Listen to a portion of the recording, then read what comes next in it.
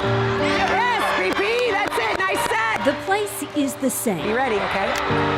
The sounds. If Haley digs, you got second ball. The intensity. You've decided the play's over, we're not gonna get it. Is that what we're supposed to do?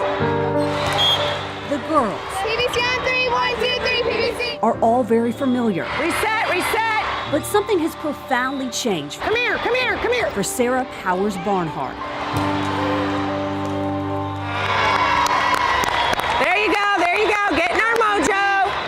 Go, go, go, go. Not like last year, worried about him, where he's gonna be, where, am I gonna be on a court near him? That's all gone. More than 20 years after she and 2 other women testified before a USA Volleyball Committee about the sexual abuse they say they endured at the hands of their coach, Rick Butler. Hey, you got it. You keep digging, don't stop. She no longer has to look over her shoulder Where are you guys going? while her team competes at the AAU Nationals. I feel so much better. It's such a peaceful place to be for me now. I love the sport. I'm able to be here without the high emotion.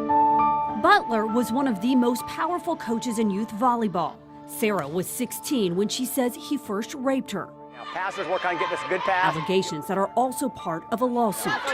It went on for years, but how it happened the same. Isolation, abuse, you must follow me blindly, you will lose everything. For decades, Butler was untouchable. Go for the ball. But over the past year, amid the national Me Too movement, the game has changed. All right, here we go, guys, here we go. I always tell people it's like turning the Titanic. It's very slow. For Sarah, this fight is now about one thing: keeping young athletes safe, not only in this arena, but in all arenas. We keep saying it's not about us anymore. We're not going to sit and cry about what happened anymore. We know what happened. We've shared what happened.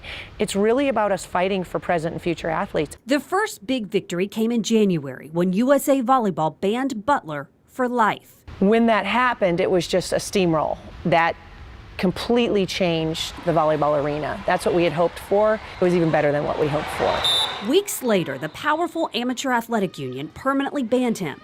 Then the Junior Volleyball Association voted to indefinitely suspend him. And finally, Disney, the home of the AAU Nationals, said Butler is no longer welcome. We're so pleased, because I speak for all of us victims, that the right people stepped up and said no more.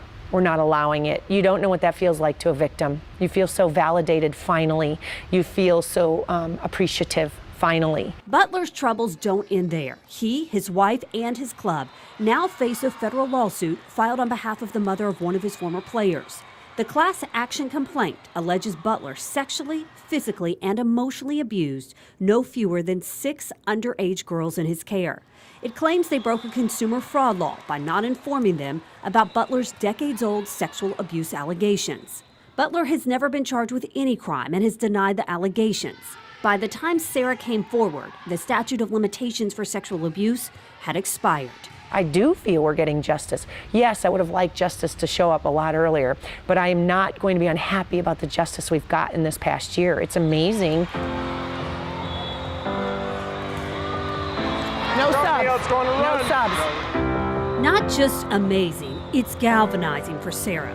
Having forced change in her own sport, she wants to see change in all sports, and she's in it for the long haul. Every time you're out there, regardless of the score, and play every ball like it's 15-15. If the past 23 years have proven anything, it's that Sarah Powers Barnhart has endurance. But I'll smile every time I go to a court and I see kids having fun, girls having fun, knowing it's safer.